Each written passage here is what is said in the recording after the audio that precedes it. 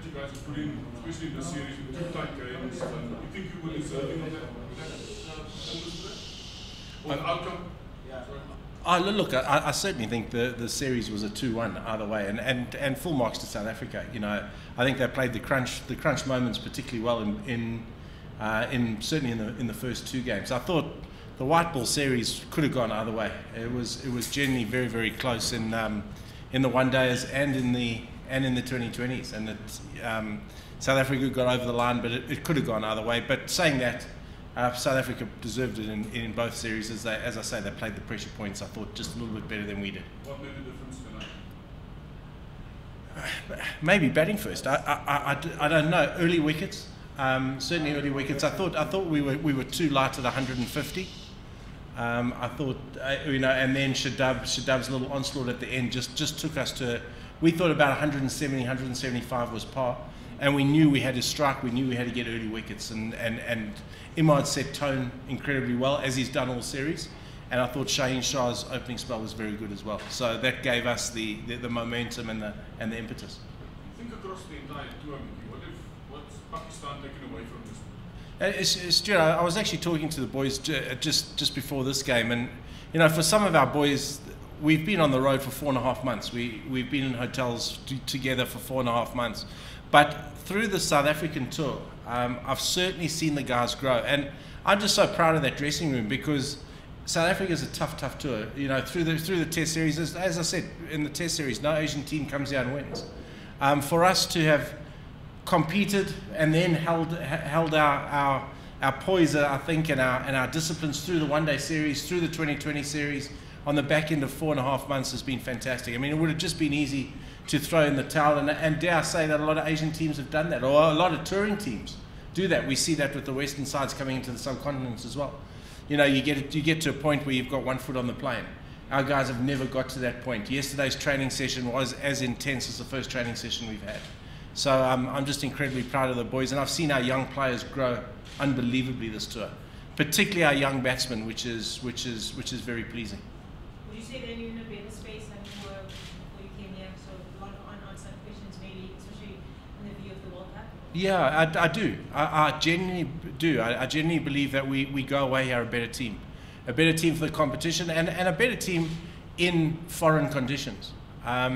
So yeah, look, again, as I say, I'm so proud and of the way the guys have stuck to their guns, but also the knowledge and the confidence they've picked up outside of Asian conditions. So we go away with a hell of a lot.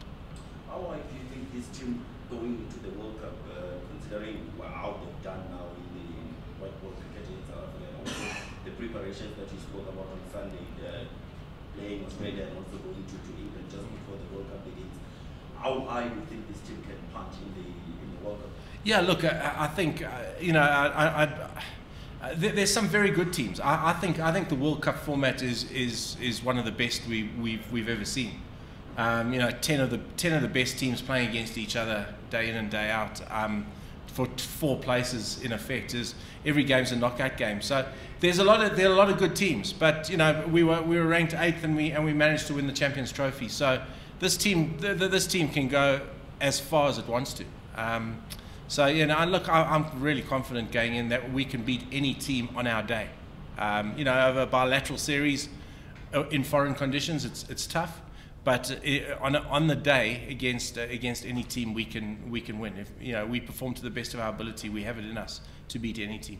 Mickey, looking at South Africa, how do you rate their chances at the World Cup, and what would you say they should what should improve on their side? Oh, look, I've been very impressed with the South African team through all the formats.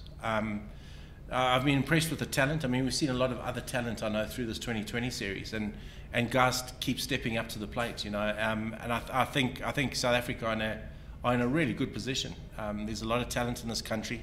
I think they're well coached. I think the structure looks very good. So South Africa can go again, like us, can go as far as they want to, as long as they believe they can. I was asked at breakfast the other day, the top 5, I think India, England, South Africa and Pakistan are going to be the top 4. That's my thoughts going into the World Cup. And I say that with my head, not my heart. Mickey, you said sort of at the start of the tour that you felt that Pakistan's strength was the bowling, and that as long as the batsmen could give you guys enough runs, then you felt the bowling attack could actually take care of business in most games. Yeah. Presumably this tour has actually sort of confirmed that, and especially the sort of balance of your attack. I mean, your spinners have bowled really well, and then you've got your quicks as well. Yeah. Again, I say I think our bowlers have got better. We were okay in the tests, but we got better. We were blown away in the tests again with our batters. As I say, that South African pace bowling is pretty special. But our batsmen have grown a hell of a lot. So that for us is incredibly good.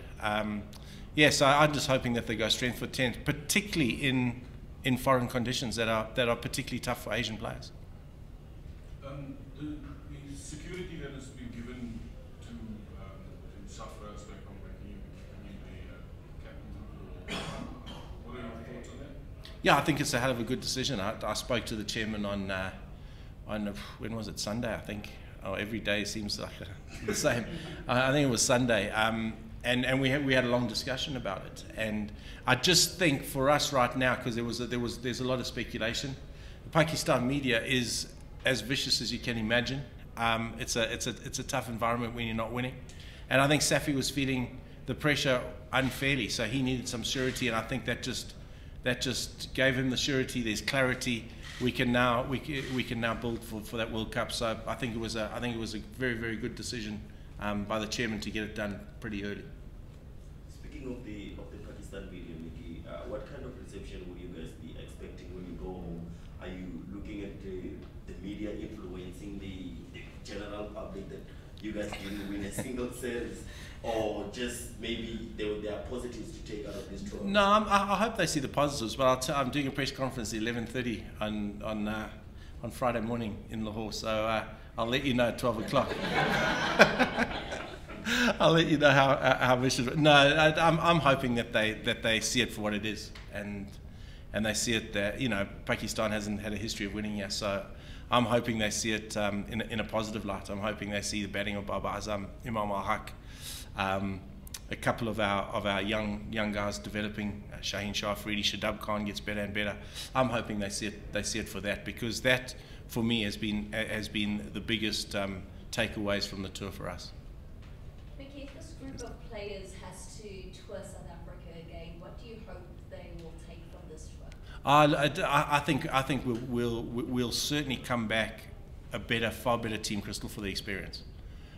There were a lot of young players. There was only 3 guys that had toured South Africa before ever, and I'm talking particularly in the tests. Only 3 players, and I know that they started believing at the back end of the tour that they could actually play in these conditions.